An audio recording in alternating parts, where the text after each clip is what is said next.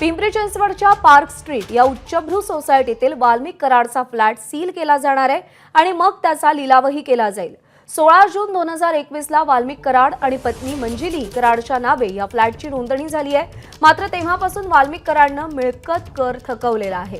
1,55,444 रुपयांचा हा मिळकत कर थकवलाय।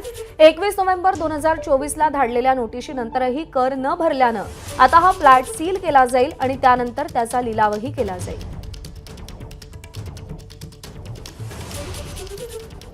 आपल्याकडून ज्यांचं मिळकत कर थकलेलं आहे त्यांना आपण नोटीसी बजावतोय। यांना काही नोटीस आपण बजावली आहे? किती यांचा कर जो आहे थकलेला आहे? यांना चालू वर्षीचं मिळकत कराचं बिल आपण यापूर्वीच बजावण्यात आलेलं आहे आणि मिळकत कराच्या बिलाबरोबरच आपण ज्यांची 1 लाखाहून जास्तपेक्षा थकबाकी आहे यांना आपण जप्तीपूर्व नोटीससुद्धा दिलेली होती आणि यांच्याकडे साधारणतः 1,55,444 इतकी मालमत्ता कराची थकबाकी आहे आणि त्याप्रमाणे त्यांना 21 नोव्हेंबर 2024 रोजी जप्ती आदेशपत्रसुद्धा बजावण्यात आलेलं आहे।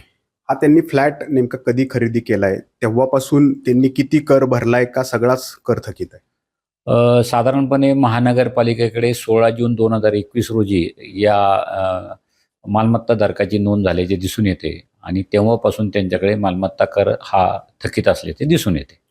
साहेब, मग एवढे दिवस कारवाई का झाली नाही आणि आता नेमकी काय कारवाई होणं अपेक्षित आहे? सदरच्या मालमत्ताधारकाला आपण जप्त आदेशपत्र बजावण्यात आलेलं आहे आणि त्यांना आपण 21 दिवसाचा पिरियड दिलेला आहे। हा 21 दिवसाचा पण पिरियड संपलेला आहे। आपण वारंवार मालमत्ताधारकांना फोनद्वारे SMS द्वारे आवाहन करतो की जर आपले मालमत्ताधारकाची जर थकबाकी असेल तर ती महानगरपालिकेकडे आपण जमा करावी। त्याप्रमाणे यांना सुद्धा आवाहन करण्यात आलेलं आहे आणि आवाहन करून जर त्यांनी भरलेली नसेल तर सदरची मालमत्ता सील करण्यात येईल। ABP माझा, उघडा डोळे बघा नीट।